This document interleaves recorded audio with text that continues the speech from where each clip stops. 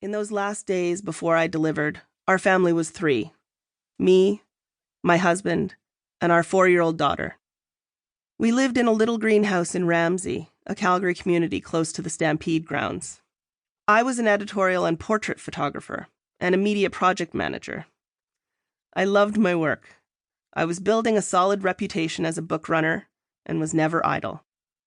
My husband, Chris Turner, whom I call Turner in this book and in real life, was, and remains, an award-winning writer on sustainability and climate change, though earlier in his career he'd written an international bestseller about the TV show The Simpsons. We worked together on projects, him writing, me shooting photos, researching together, across Canada and abroad, bringing our daughter Sloane with us when we traveled, which was often. Our lives were unusual in Calgary. We were some of the only full-time freelance culture workers we knew of in the city. We'd head to Toronto a few times a year to see our Ontario friends and keep our professional circles alive, but lived in the West, where being a full-time writer seemed so unlikely that for the first year after Turner arrived, people didn't believe he was working on a book. He got, but what do you really do? I was known locally as a photographer, but my business card still had chase producer on it too, from my earlier work in radio, which I'd loved. Albertans' eyes would go wide, and many asked if I organized car chases for movies. I don't know why this seemed more possible to people than Turner being a full-time writer. We lived in Calgary because my father, Bruce, is here, and my brother, John, was here, and I had other relatives in town and nearby. I'd grown up here, and the city has an international airport. We didn't see ourselves in Alberta forever, and we threw around vague plans about moving back to Asia, where we'd been for a long stint before children, or maybe buying a summer shack near Antigonish, Nova Scotia, where Turner's people are from. But by 2009, we were settled in our bungalow on Spiller Road, and Calgary, tempered by lots of travel, did us fine. We had a trampoline and a cat named Loki, and we threw a big annual Christmas party. We had friends, solid neighbors, and a car that worked. This last is mandatory for survival in Calgary. It was a periodically fancy, always interesting life.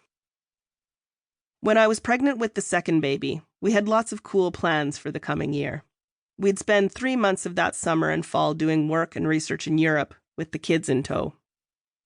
Turner and I each had new book projects starting later on in the year. And I had grant money for travel to Dubai in early 2010 to explore a different direction with my photography, large-scale collage.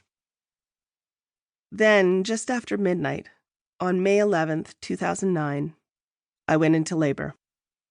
You know what I'm going to say next, because the story is clearly about to go sideways. We'd gone to bed with 10,000 ideas for the future, all of which were doable, achievable, or in progress.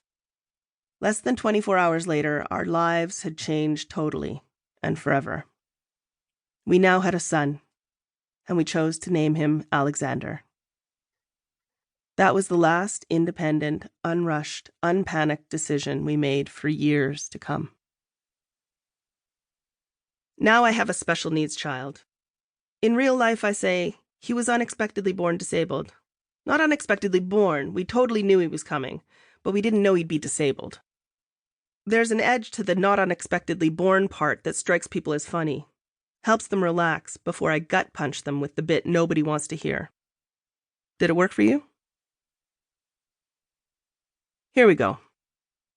The pregnancy was normal, fine, even easy in comparison to my first. But soon after our boy arrived, it was clear there was something wrong.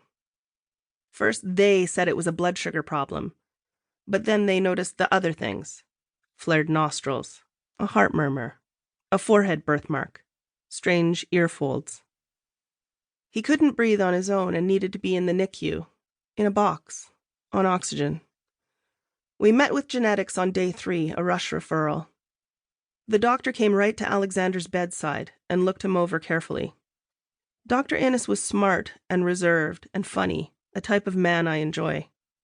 We might have been friends had we met out in the regular world. This is a syndrome of some kind, he said, tracing 2 fingers down Alexander's body like half the sign of the cross. See the midline markers? All these things on the mid...